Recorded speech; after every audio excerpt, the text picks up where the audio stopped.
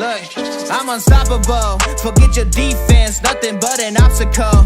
Run it back, switch it up, call it audible.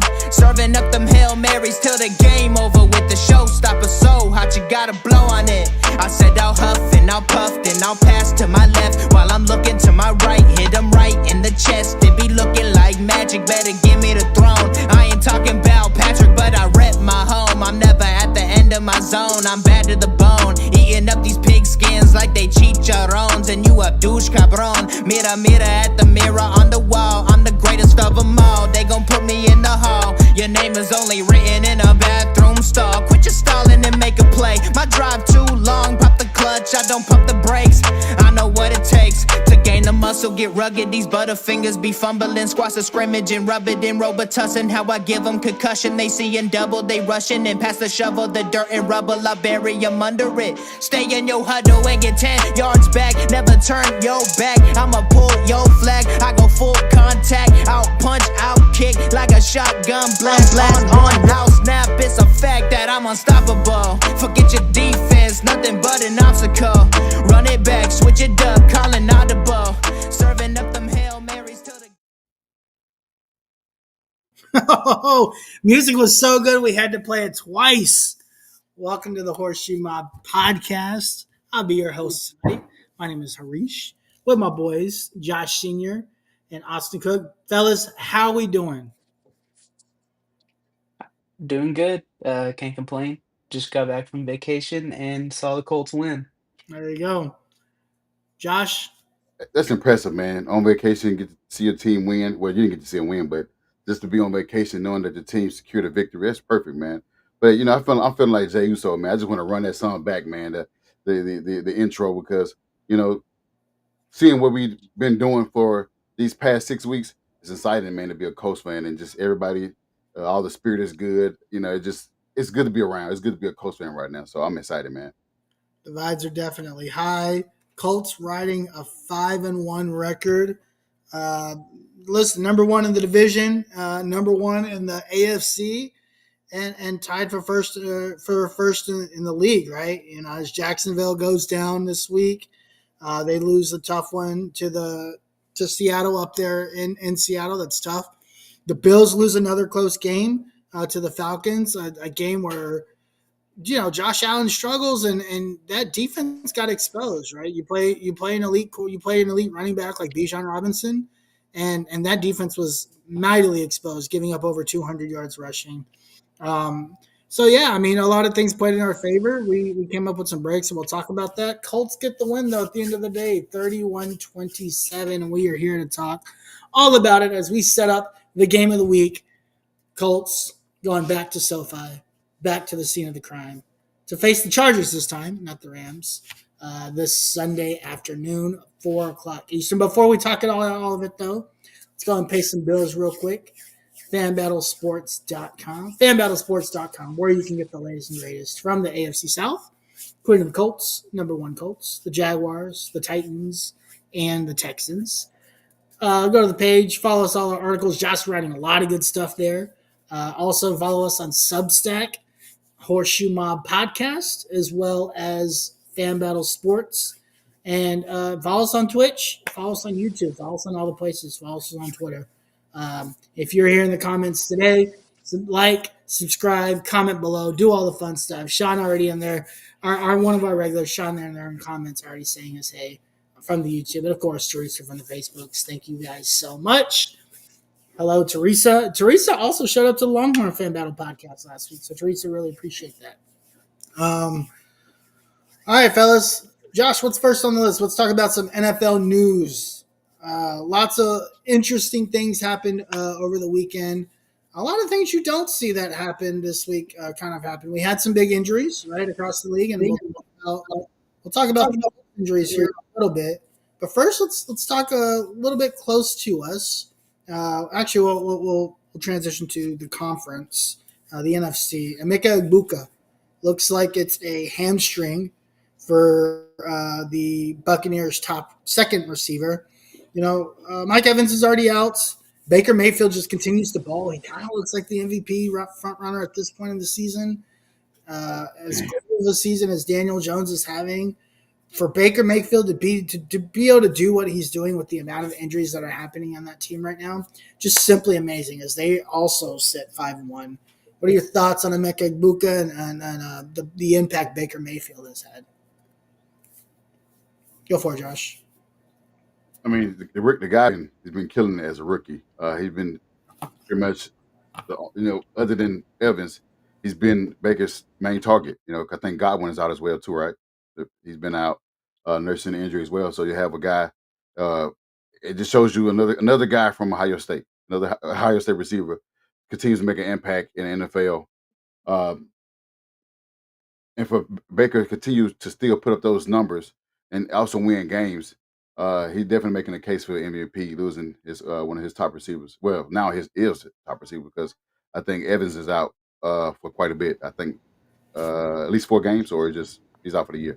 No, I think they put him on IR, so he might be eligible maybe this week or next week. It's soon, but that's just him just to be available to come back, right? It's not like he's instantly going to come back I from think it. got a 21 day window to impact. So we'll see where it goes. But I mean, just even with just having one receiver and then you have running backs out of the backfield. I think he loses a running back as well, right? Yeah, Bucky. Bucky.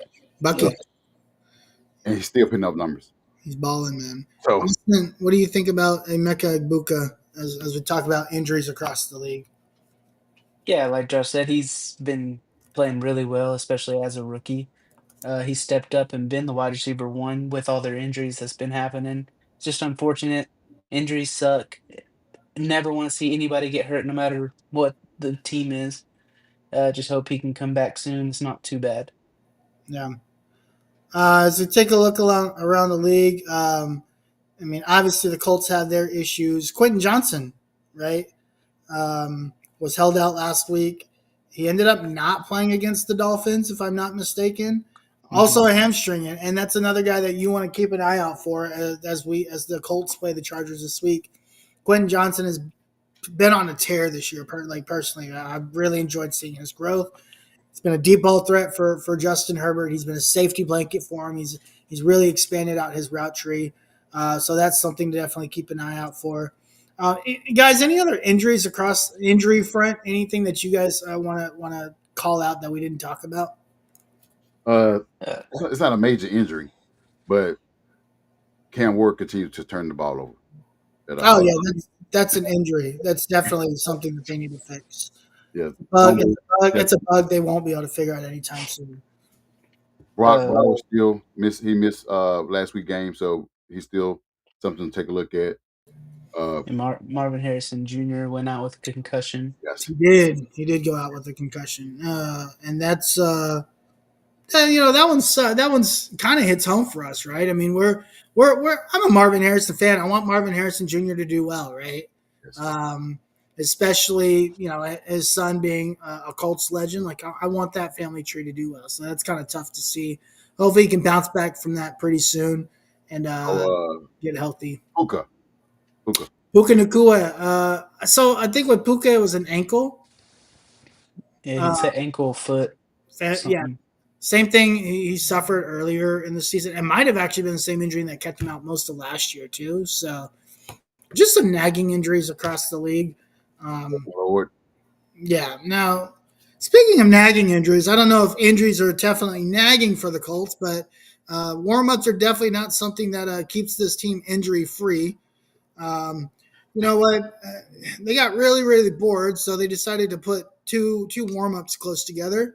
Charvarius Ward is coming across the field as Alec Ogletree is running a tight end, um, a tight end drill, oh where yeah, it basically runs Charvarius over to the ground, and Charvarius suffers an injury. So that was great. And could have really used Charvarius during the game. He's one of our oh, best. Probably our best secondary player right now with Kenny Moore being out. And you know what? In case you guys were really bored and wanted to put some great effort into it, Anthony Richardson was working out with the rubber band and like poked himself in the eye basically. And he was like, "What? I can't see the field. I might as well hurt myself more so I can see it less." Um, wow, yes, yeah, it's just yeah. Tavares is a freak incident, right? Let's talk about Anthony Richardson here for a second, here, guys. And you know, like at this point, right? At this point, what do you do with Anthony Richardson? Go ahead, Austin. Yeah, I mean, it was literally a freak accident. Apparently, he does these band warm-ups to warm up his shoulder every game, and he's done it since, like, high school or something like that, and it just, like, something snapped and it hit him in the face. Yeah, I don't understand. He has literally the worst luck of anybody I've ever seen in the NFL. Um, I mean, I don't know what to do other than, like, put, like, bubble wrap around him or something. I don't know. It's really interesting. Like every time you see, it's not that it's wrong, right? These are like freak incidents, right? Like you said, he's been doing these warm ups since he was in high school, and today happens to be the day that he gets hurt. He gets hurt with it, right? All the concussions that he suffered his first couple of years, the shoulder injury, it just seems to pile on, Josh. And what are your thoughts around like what happened Sunday?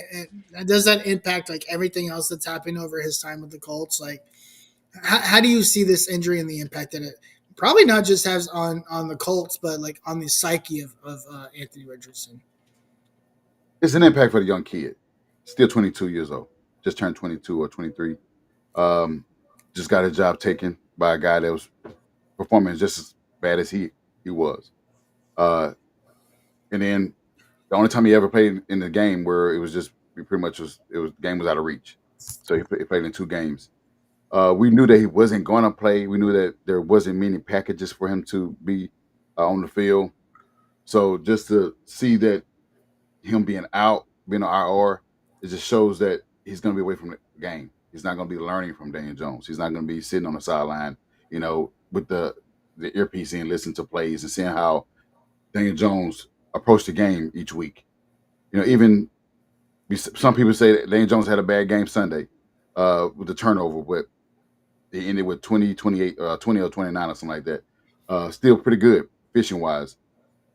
Just having a young kid on the sideline, just watching this, Daniel Jones go by his week to week in 6 weeks.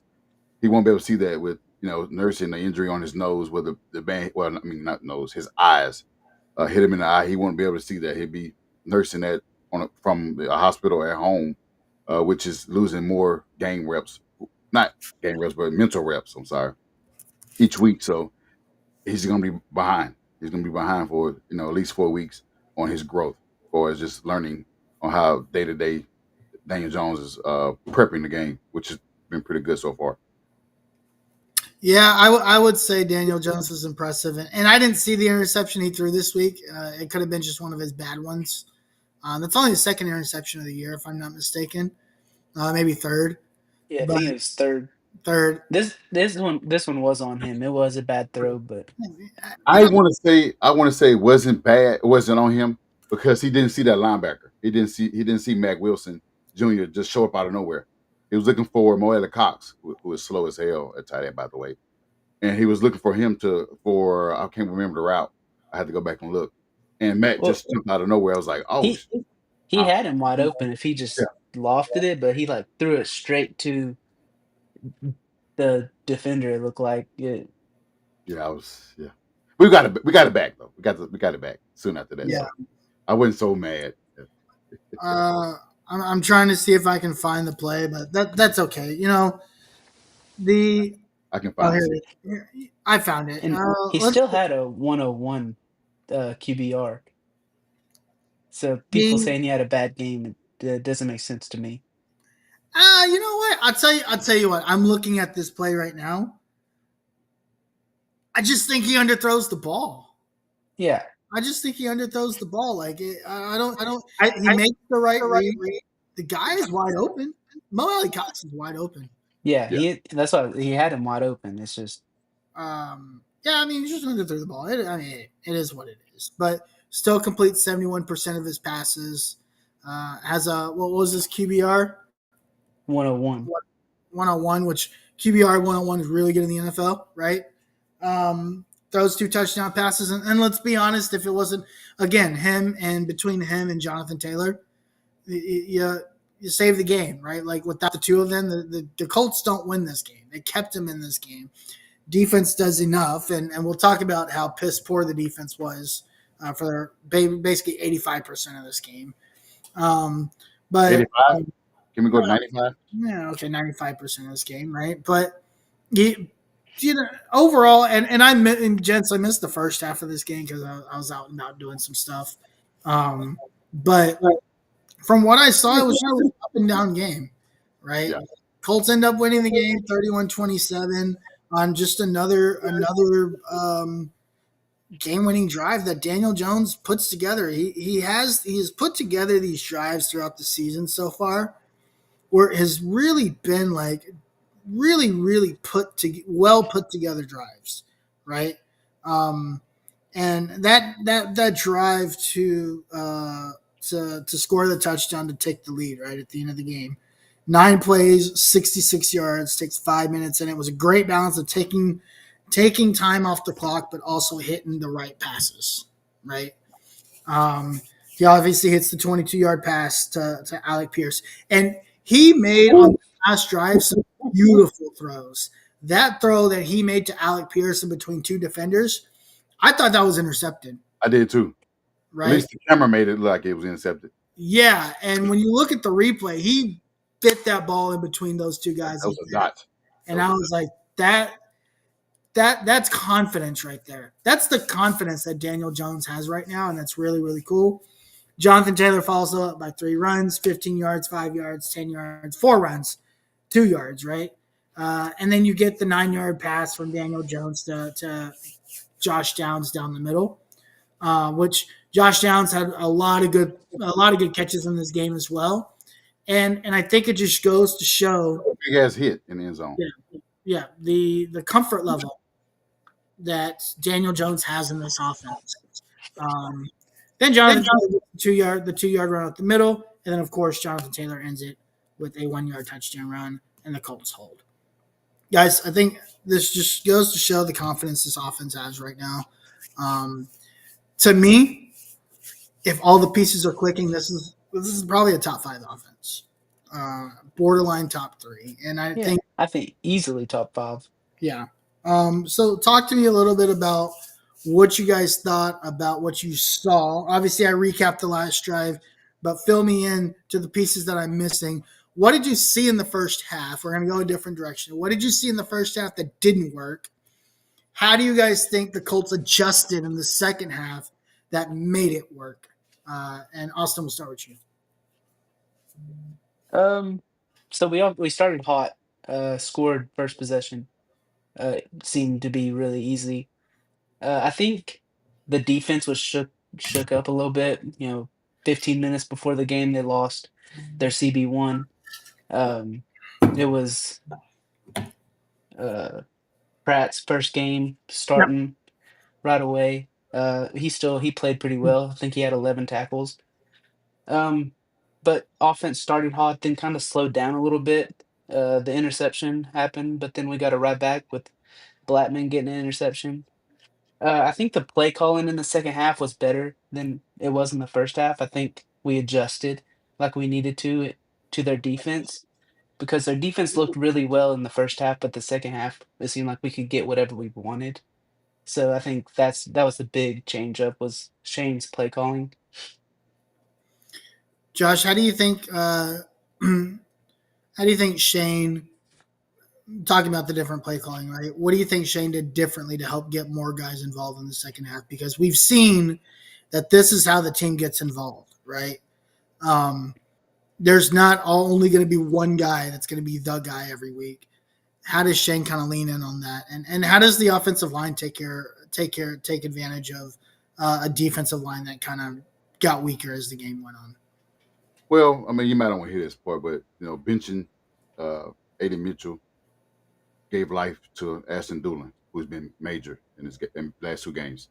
Just distributing the ball to Josh Downs. At first, I didn't know we had Alec Pierce or Michael Pittman because those guys weren't even I wouldn't say a factor, but those guys weren't targeted a whole lot.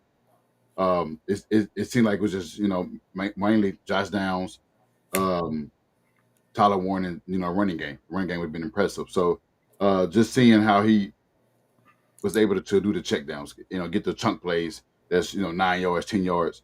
Like you said, you mentioned the play about Alec Pierce.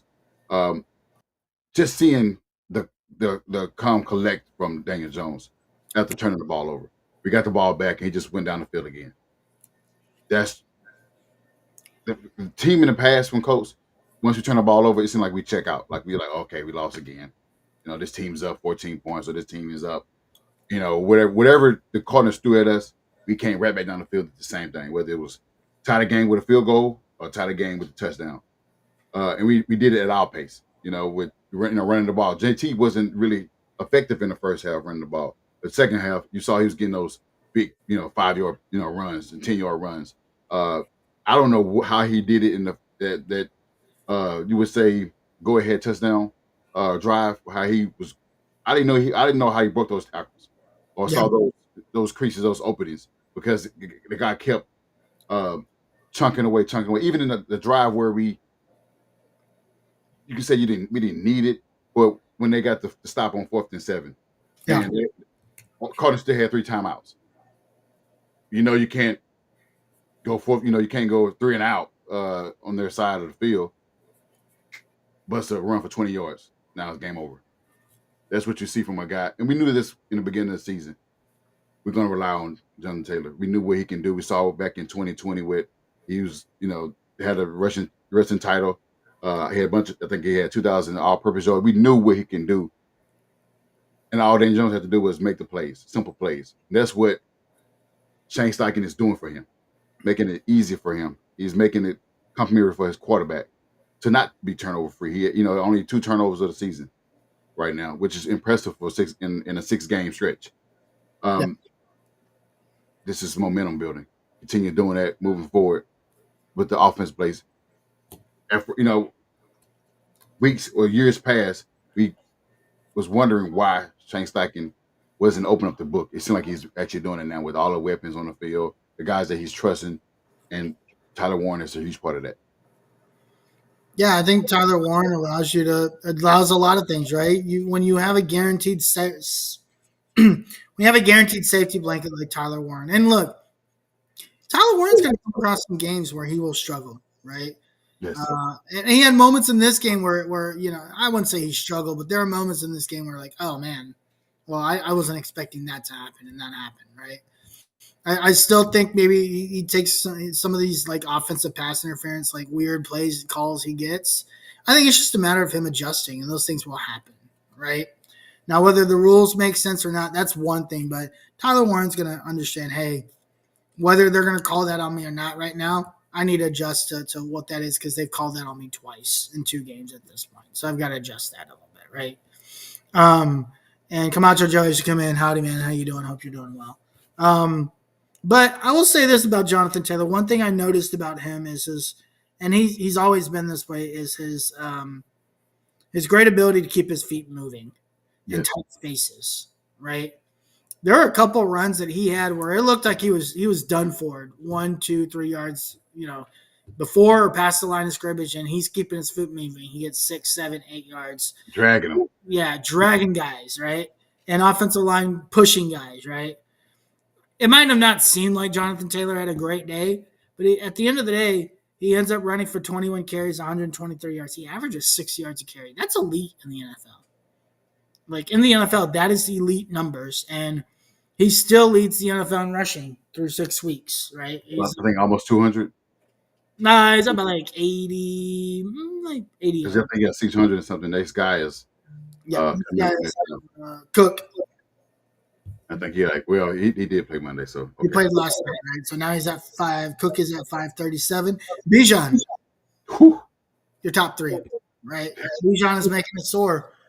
He's at 484. So yeah, I mean, look, I think we always knew what this offense could be with the weapons they had.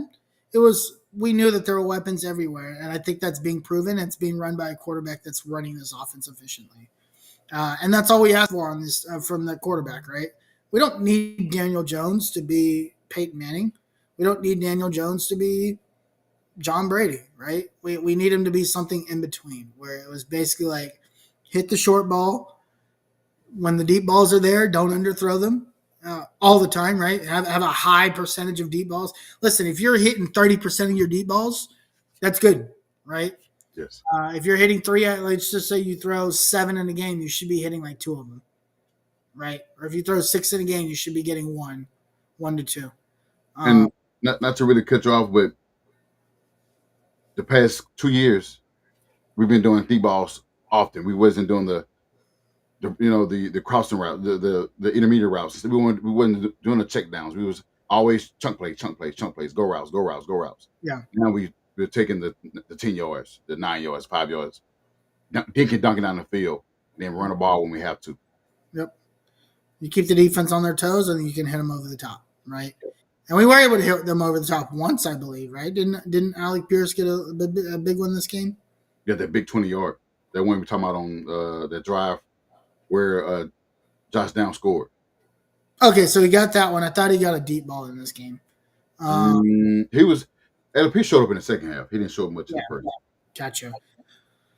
All right, now let's talk about this dreaded defense and how poorly they played. And again, I'm looking at it from the second half perspective, right? Because that's really all I saw.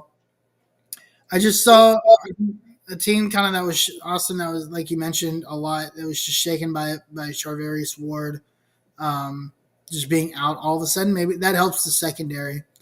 I'm still very concerned about the linebacker play, and I think the guy that we got from Cincinnati, I think he's going to be fine. Yeah, I think he actually made a couple good plays. He knows the system, but I think he blew a coverage on a play where he kept the middle of the field open because he took Hey the wrong. Jones, yeah. Yep. And then, there's some run fit stuff where it was just not in the right space. And again, he knows what he's doing. He's been in the system for a little bit. So, Josh, talk to me a little bit about what you noticed in this defense throughout the entirety of the game. Well, like you said, losing Ward, that was a big part of our defense. Having him in that secondary. Now you got to start Jonathan Edwards, who from Tulane, rookie, undrafted guy, come in, never started in his career in the NFL. And you got Makai Black. I'm not saying he's Makai Black is bad, but he was your best corner on Sunday. Then you had Chris Lemons, who okay, he's more suited for special teams.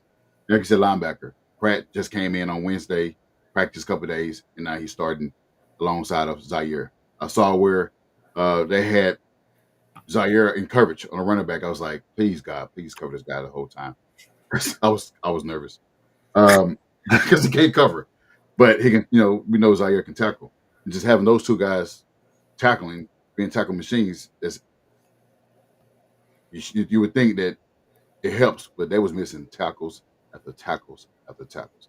I've seen everybody miss tackles on Sunday. Carter, the running back Carter, I can't remember his Michael Carter. Michael Carter, he was breaking tackles. Zay Jones was breaking tackles. The receiver 14, Wilson, breaking tackles. I mean, Trey McBride is good. He's breaking tackles. Everybody was breaking tackles. And it seemed like nobody could get it. Brissett was breaking tackles. He was running free for a first down, 17 yards. I'm like, I just don't understand where we go with this missing tackles. We did this a lot last year, the year before that. We cannot go back to that defense of missing tackles. But when we needed them the most on 4th and 7, most people say there was a PI. We got the stop that we need to get turnover down to ice the game. Another thing, I'm not sure if you guys see or saw, I saw Ashton Doolin rushing the pass.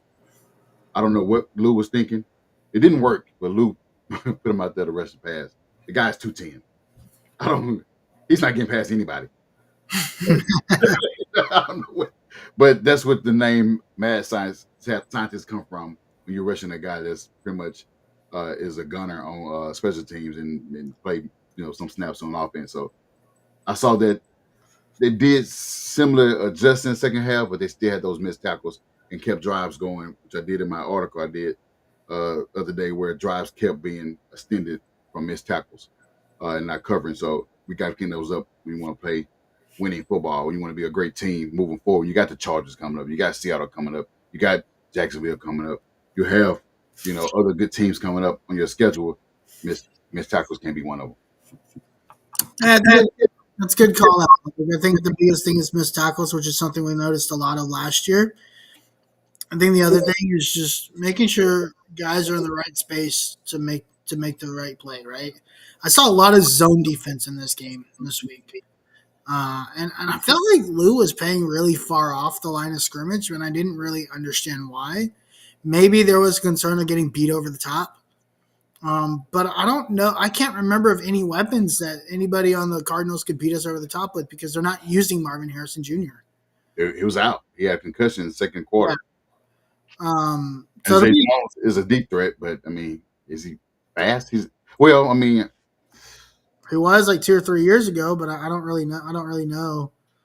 What that looks like now, right?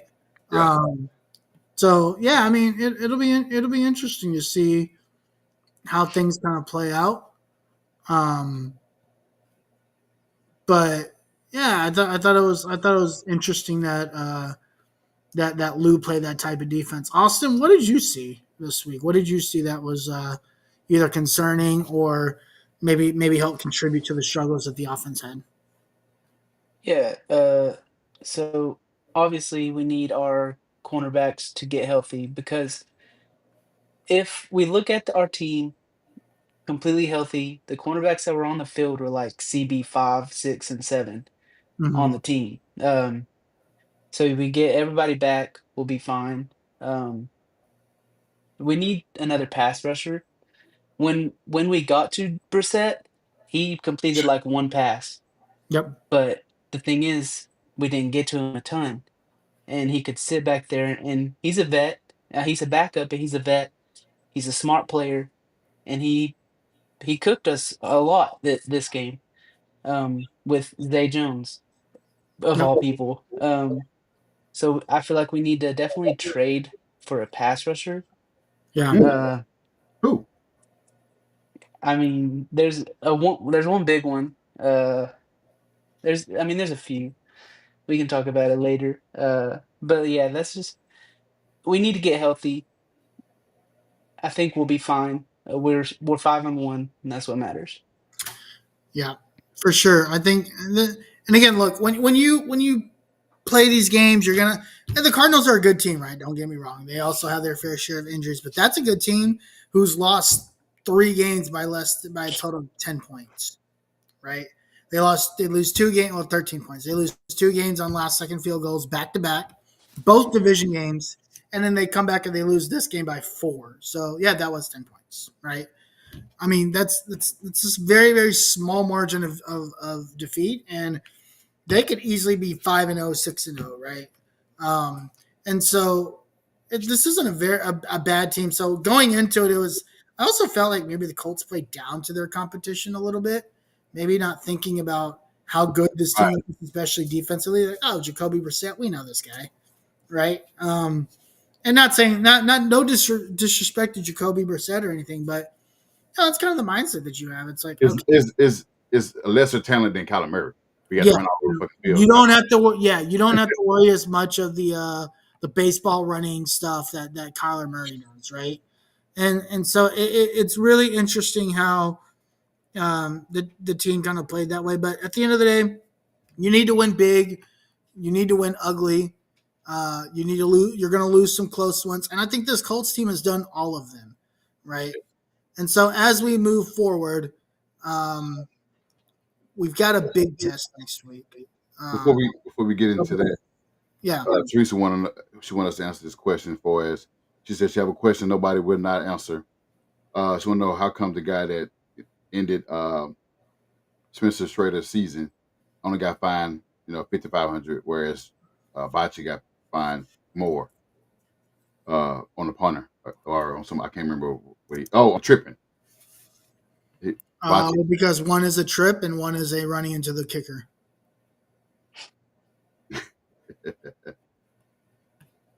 I think it's that simple, right? Like a trip is more of like something that happens in action intentionally, right? Like they're both running at the same time and they both You stick your foot out. Yeah. stick your foot out, right? Um, and then like what the guy that did to Spencer, like I don't think he intentionally did, but I think you can only hit the kicker like certain areas, of the kick. He kicked it Uh, pretty high. He hit him pretty high. yeah, and so I think he hit him above the knee, right? Or Right. he hit him at knee level. I think it Um, was yeah, between above the knee and yeah, right at the knee. I think yeah. yeah. So I think it's probably about like the type of play that occurs, what happened when the play occurred. Now, these are all things they do when they evaluate. Like not even like not all like targeting calls or head to head hits are treated the same either, right? Like they'll look at that when they go find a player.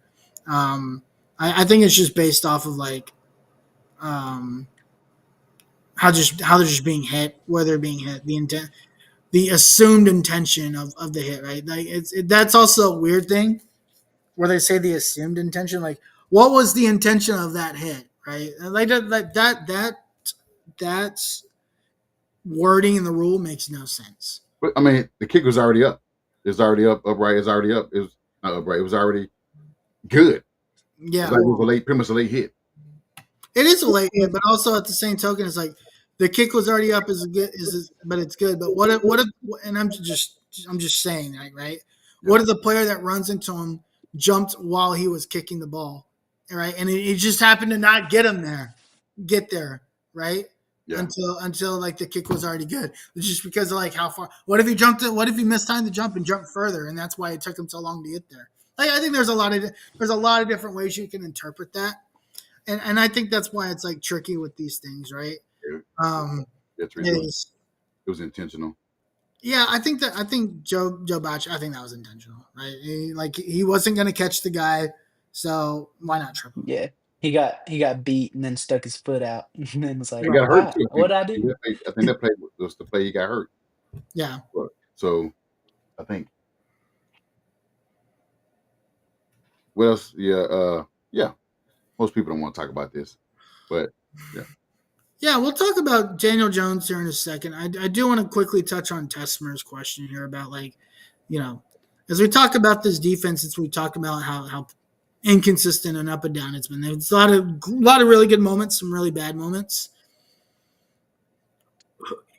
I know you talked a little bit about Trey Hendrickson. That's obviously like the guy we all want. You guys see any other trades out there that the Colts could go out and get that they're rumored to get, or that a trade or two that you're really interested in them getting? One I saw Destin Adams was talking about is Jalen Phillips from the Dolphins. yes, He's Okay. on his last year of his contract, Okay. and the Dolphins ain't winning, and he's a really good pass rusher as Yeah. long as he's healthy. So I think that could be an interesting guy to look at. Okay. you know me. Well, you don't know me. I like Bradley Chubb. I know he's making a lot of money, but I like Bradley Chubb. He's still pretty good. Phillips will be good. Trey. You know, with the ties with Lou Anarumo, cornerback Reek Wolin. I would love to have him on there in the back. That's in case we don't have our guys come back, and we're not rushing them to come back because they're saying that Kenny Moore is progressing well, but I don't feel like they should rush him back because once we get our secondary back, I think we should be fine. We still need a pass rush.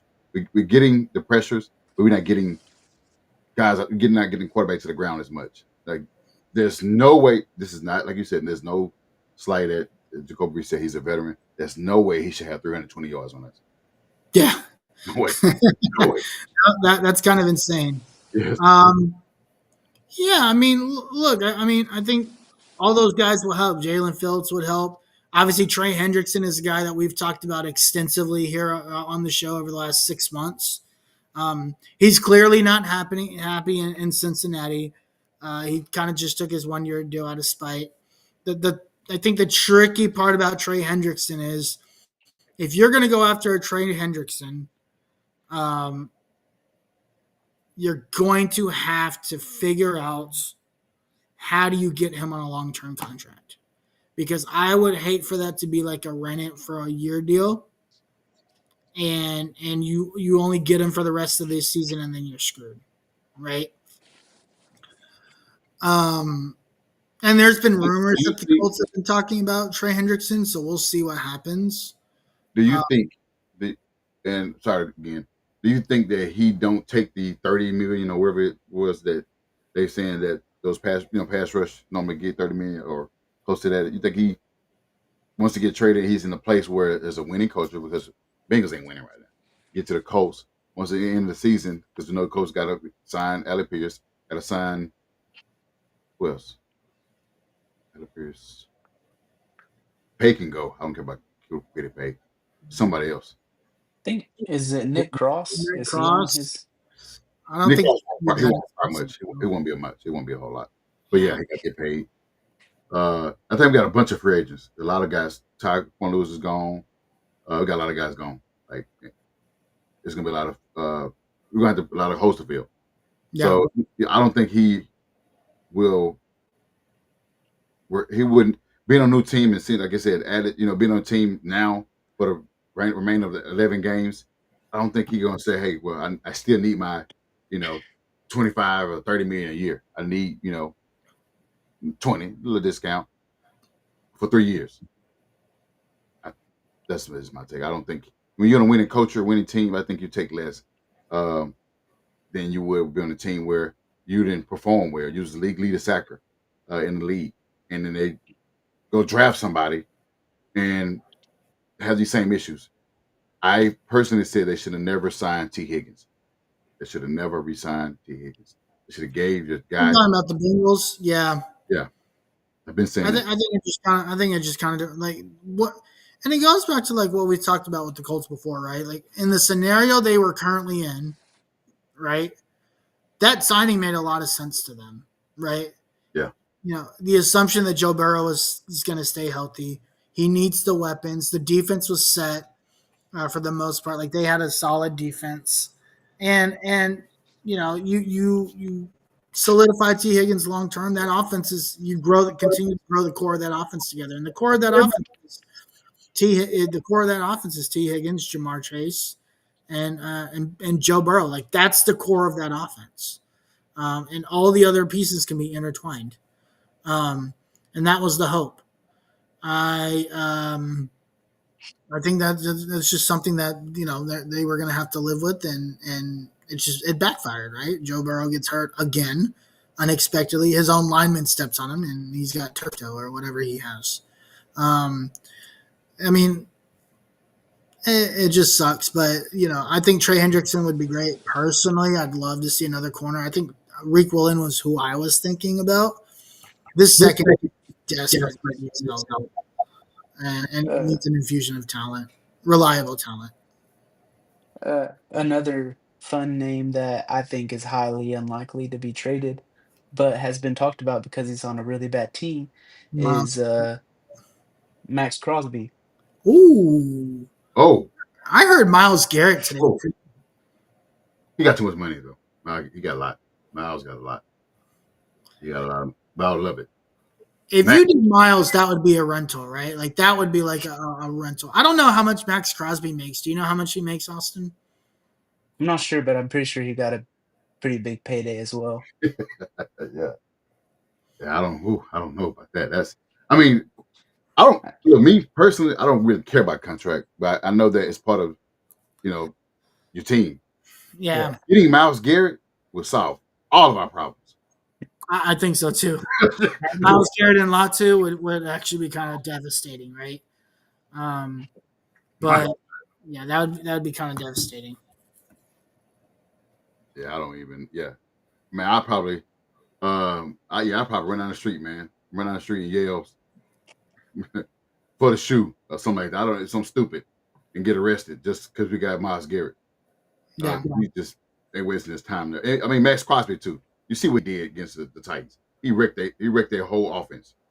And yeah, we locked his ass up. He wrecked their whole entire offense.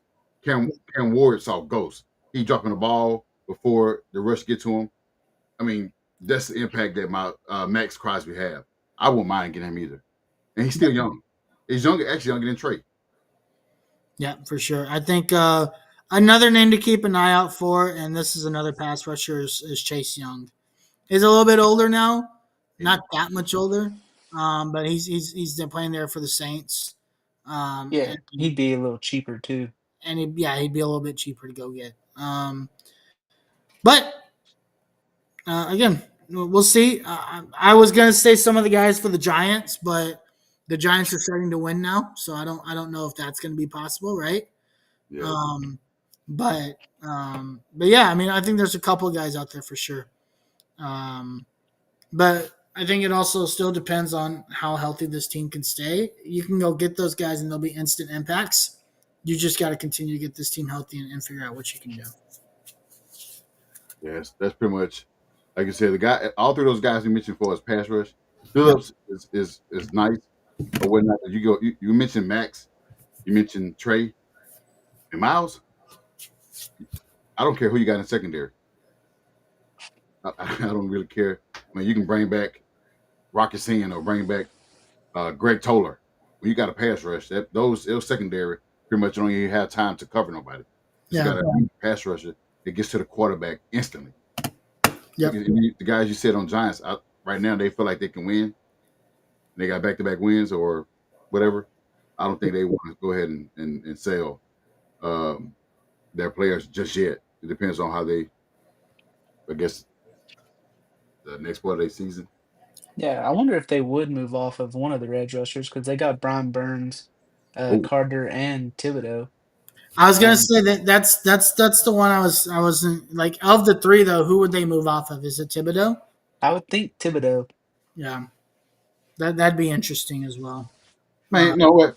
F Thibodeau. You saw what he did to us a couple years ago when Zaire was out, saying they're gonna whoop their ass. Hmm. Thibodeau out here doing, um, Snow Angels. Snow Angels after tackling Nick Foles. Yeah, I still take him though. I'm just a little salty. So I'll still take him. Hey, man. yeah. I mean, Yeah, if he's on our team, all's if he's on forgiven. our team, he'll be making snow angels for us. Like I'm down for that. We don't. Nobody makes snow angels for us right now. So if Thibodeau is the one that does it, I'll be happy. Nobody's doing podcasts either. That's true. Yeah. There you Uh, go. um. But Just I just saw this today. Oh wow. Okay, Tyler Warren passes Dallas Clark for fourth all time and tight end rookie receiving yards. I'm curious, and I don't know what the record is. And Josh, if you can find it, let me know. What is the rookie record for receptions? Because Tyler Warren is getting like 7 or 8 receptions a week. I can look it up right now. Um, I mean, what did he have this week? Like 6 receptions?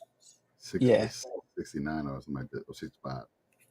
Like I don't even care about yards, and now some of these are turning into touchdowns. Yeah, 6 receptions, 63 yards, and a touchdown this week.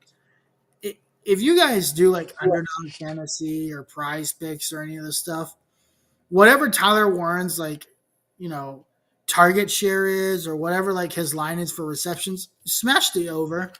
Like that guy, that every week that dude's gonna get 7 or 8 receptions a week. Like I feel like he's averaging like 8 receptions a week so far. I'm actually about to check. Um, Yeah, week. Let's see. He 7-4-3-5-4-6. So he's going to get minimum 3 every single week, which is an absolute steal.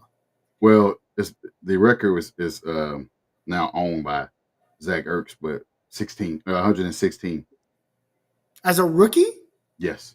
Oh dang. Was that the year that they went? Was that like the Nick Foles year?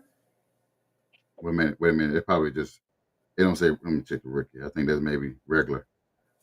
I don't think Zach Ertz was a rookie in 2018. No. I don't think he was a rookie either. I think he was like maybe third or fourth year. But anyway, yeah, fourth all time for rookie tight end receiving yards.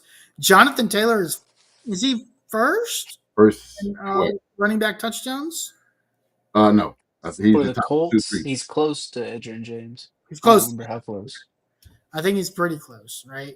Which is actually wild to think about. Like, think about how many bad teams Jonathan Taylor played on. Mediocre teams Jonathan Taylor played on it, and he's had his fair share of injury issues. So that's good to see. It's good to see these guys doing stuff. We knew this offense was talented. Brock Bowers broke it last year. Do what? 112. 112. Is the rookie tight end receiving record is 112? Yeah, Brock Bowers broke it last year, but it was last set by Sam Laporta, who had 86 in 2023. So at best, he can get 86. 29. Okay.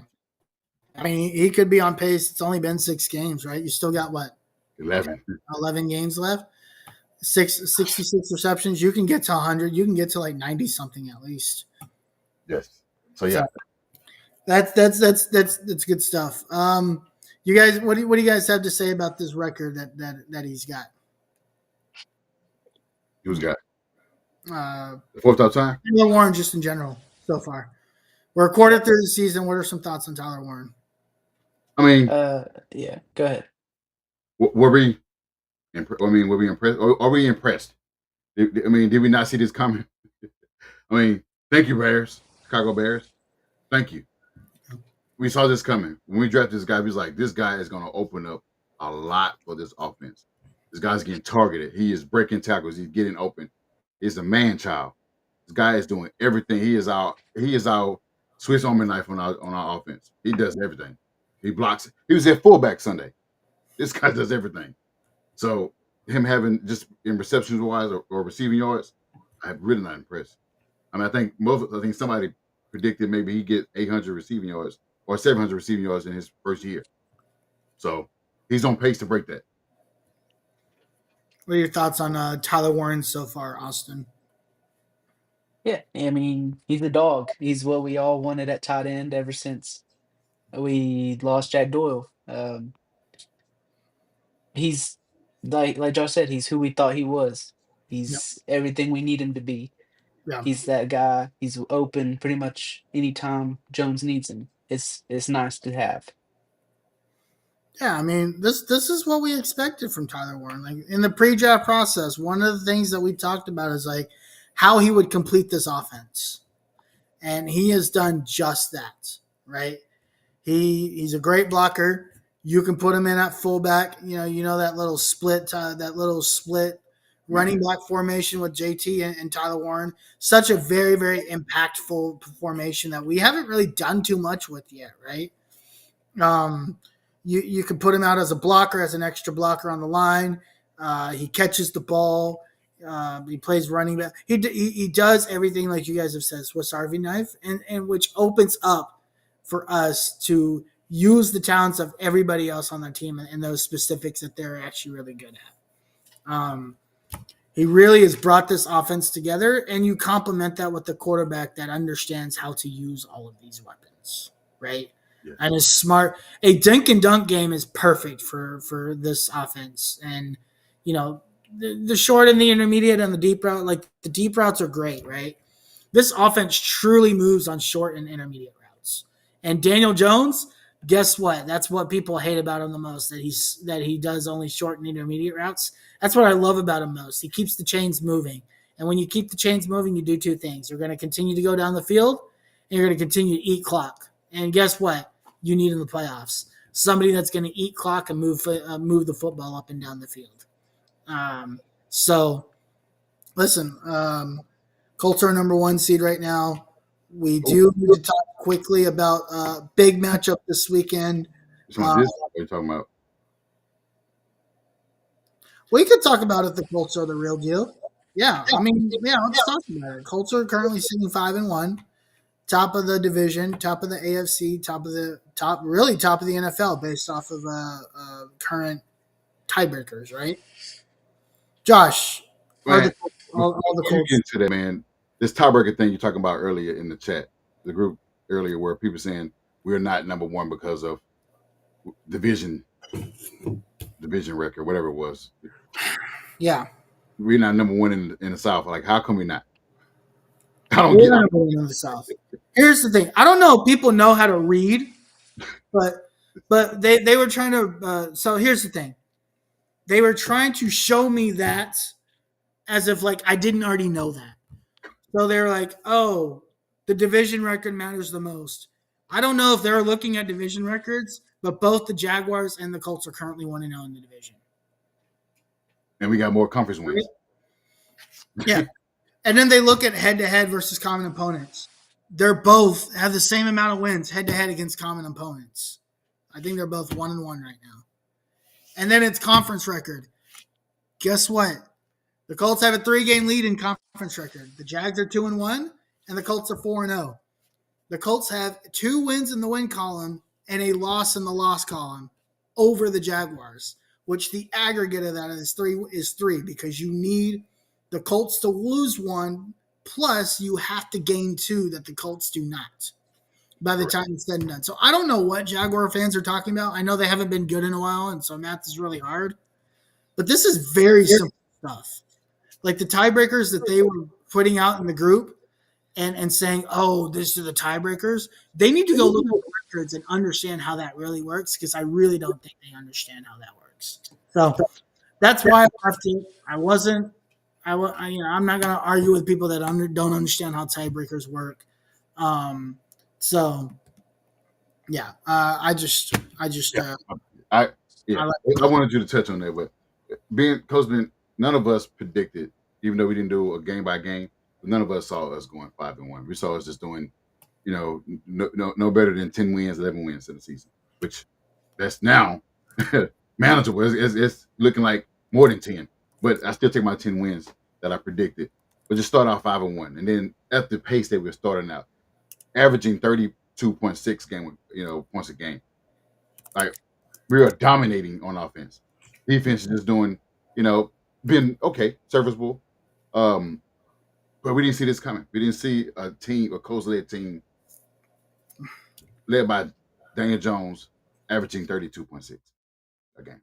Top two in the league. I think it's not now one. We didn't see them in 6 weeks putting up 194 points. First time since 1975.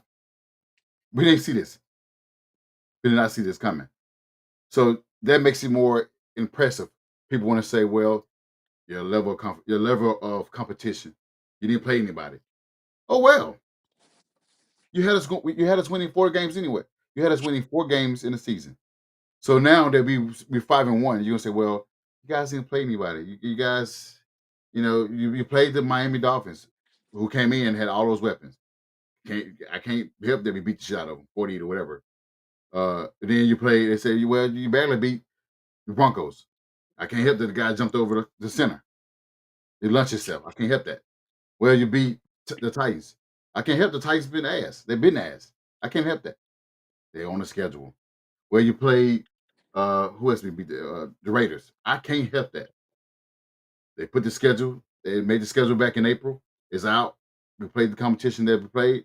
Nobody expected us to be winning, averaging 32.6. We played the competition that's on our schedule. Next up, the Chargers coming up. But I see us winning, that game being 6-1. So people can downplay it, but as long as the coach keep winning, nothing they say will matter. What about you, Austin? Is this Colts team the real deal? Yeah, like Josh said, we all we can do is play the teams that are on our schedule. The most thing I've heard is the Colts haven't played anybody. Um, I mean, how we're winning games is more important than who we're playing. At the end of the day, all these teams we're beating are in the NFL. It's hard to win in the NFL. Um, so I mean, it's hard to say that they're not the real deal, sitting at 5-1, averaging over 30 points a game. The Colts last year finished with 8 wins. They are already on pace to hit 8 wins before they even get to their bye week this year. That's week 14. And that's like week and like 3 weeks, 4 weeks, right? Like if Is it week 11? yeah, week 11, right? So let's just say they beat the Chargers this weekend. We'll talk about your predictions there here in a second, right? That puts them at 6-1. I think they're going to beat the Titans. I think they're going to beat the Steelers. I don't think the Steelers team is very good, right? And then this Falcons team that we saw yesterday, if that Falcons team shows up, that's a good Falcons team. That's going to be a big test. That offense is going to be a big test for this defense, right? It's Um, also a overseas game, and those games are always a those toss games are up. Like what? anything can happen. Yeah, that's Is it a home that's game the for eight us? thirty game. Yeah, that's the 8:30 game. It's in Germany Is it a home game for us or a home game for Atlanta? for us, but it's in Germany. Yeah. And so look, that's 4 games until the bye. You can You can go into the bye week already eclipsing your win total from last year. Or at worst, right? At worst, looking at wins and losses here, right? Tying it. So, is this team the real deal? I mean, I don't know. I mean, I think to me, like we've seen enough of this team so far to say the pieces are there. The puzzle is there, right? The opportunities are there. I think this week beating this Chargers team will solidify maybe some of the doubt that's out there because you go beat another team that's on that same level, quote unquote, as you, right? You've shown you can compete with the best teams in the league. You did it 2 weeks ago. Now you just got to show, can you go win that game? Can you go to SoFi this week and can you win?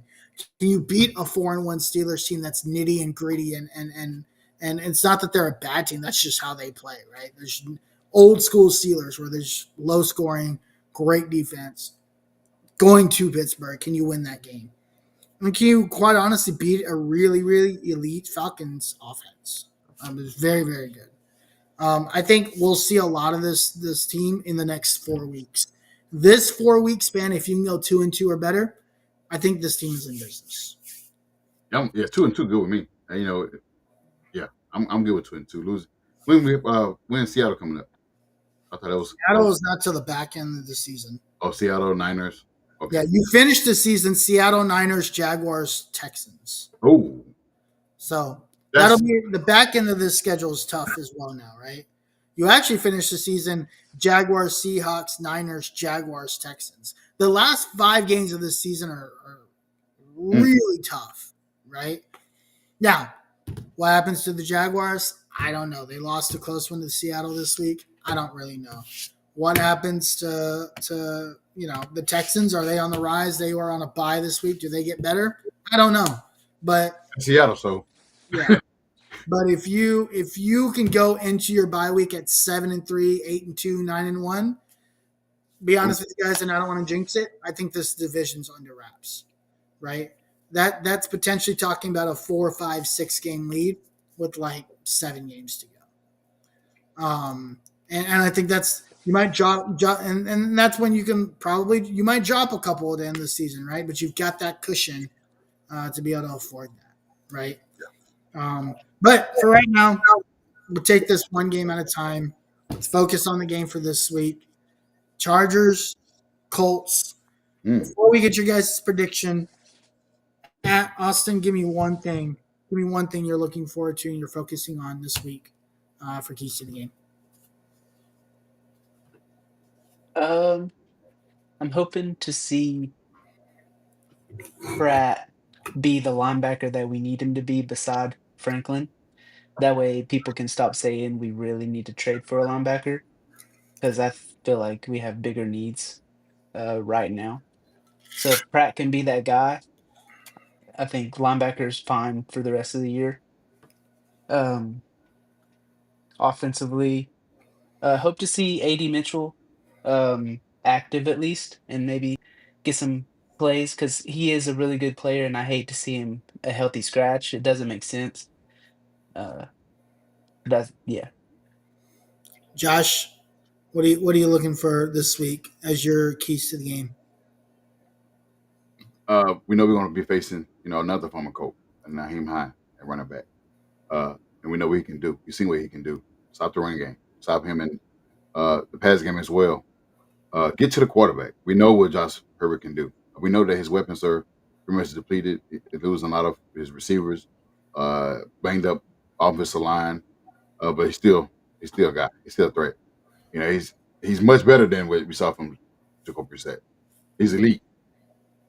You give Justin Herbert time, you'll see between 300 and 320 and 350 yards passing. He's going to dice us up. So get to the quarterback, pressure, sacks, make sure he get rid of the ball, and create turnovers. Great turnovers. We get. I think we got a turnover in every game this year. Yeah. Yeah, I think this would be a great game to bring some blitzes. Yes. Right. This is a great blitz game. You're gonna have to create pressure for Justin Herbert. You saw how Justin Herbert struggled last week against pressure. And they played not a very good Dolphins team. Let's just be honest with us, right? Like not a very good Dolphins team, and they were able to create a lot of pressure, right? The other thing you have to tackle, you have to tackle. Yes. And offensively, just continue doing what you're doing. Like there's not like I'm not gonna come here and say, hey, you got to fix that, you got to fix this. This offense is playing fantastic right now. So for offense, just continue to do what you're doing. Continue to build momentum. Don't make mistakes that you shoot yourself in the foot. And for Daniel Jones, don't put the ball in harm's way, right? Yeah. Make the right press, make the right read. You know, if AD Mitchell comes in and scores a touchdown and redeems himself in the stadium that he screwed himself over with, awesome, right? But I don't want that to be like a thing that like that you try to force it to AD to make this happen. Not saying that they would, right? You got to continue to play your game. This is a very good football team, and I think this team can compete in November, December, and even in the playoffs, right? Especially if we get some home games. This is a team that even with how inconsistent the defense is, it could make a playoff run, right? But you've got to continue to stay focused on today. I think the Colts, more than anything, really need this game to show that they can beat another division opponent, that's another division leader in the same conference. And this is a pick'em game, boys. It's basically a pick'em. Chargers are favored by 1.5. Ooh, like our chances then. Yeah, you basically just pick them. So let's quickly go around. Josh, give us your final predictions. Chargers, Colts, 3:05 or 4:05 Eastern Sunday afternoon in SoFi Stadium. Redemption. I'm looking at redemption at the stadium that we had opportunity to win in. I'm not gonna go ahead and make it quick. I got us winning 34-26. Okay, 34-26. Austin. Yeah, I had a similar score. I had 34-24. I think we come away with the win. Yep.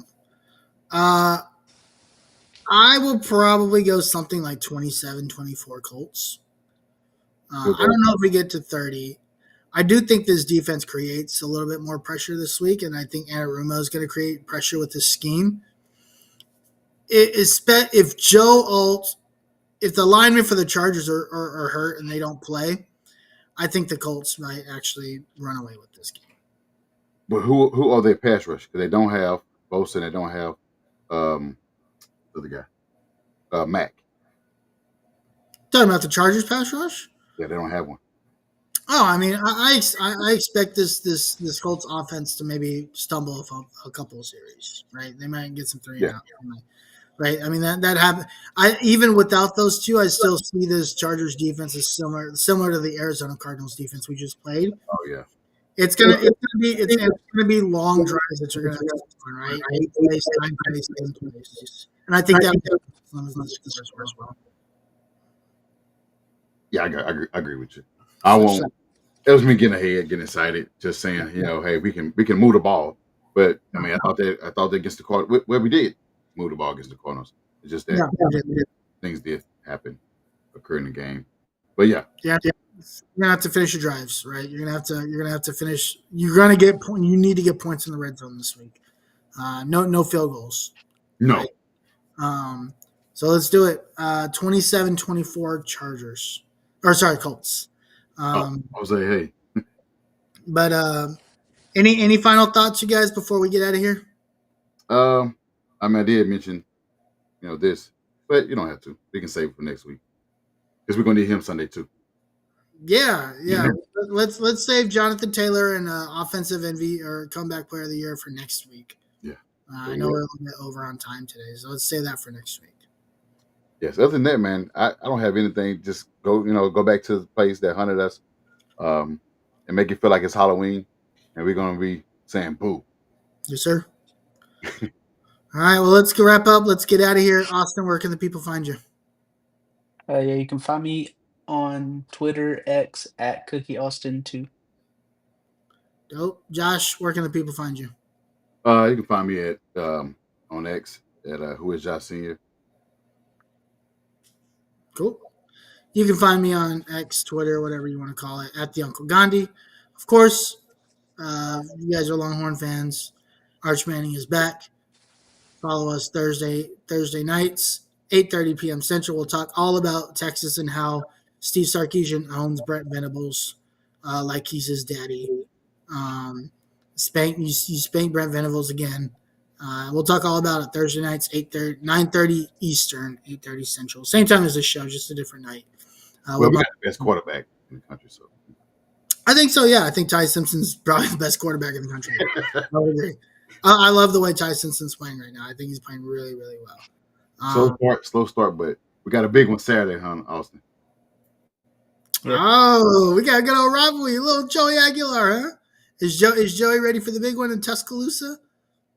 He seems to be. Yeah. He's a dog. If Joey needs some tips on how to win in Tuscaloosa, just tell him to call Quinn Ewers. He can help him out. You had to go there, man. It's okay. All we did was just end Nick Saban's career. No big deal. I mean, we didn't lose to Florida, but it's okay. Hey, that's cool. Wait, you know what? I'd bring up something else if I couldn't answer the question that was given to me either. So no big deal. All right, gentlemen, let's go ahead and get out of here. My name's Harish. These are my boys, Josh Senior and Austin. We out of here. Peace. On one out snap, it's a fact that I'm unstoppable. Forget your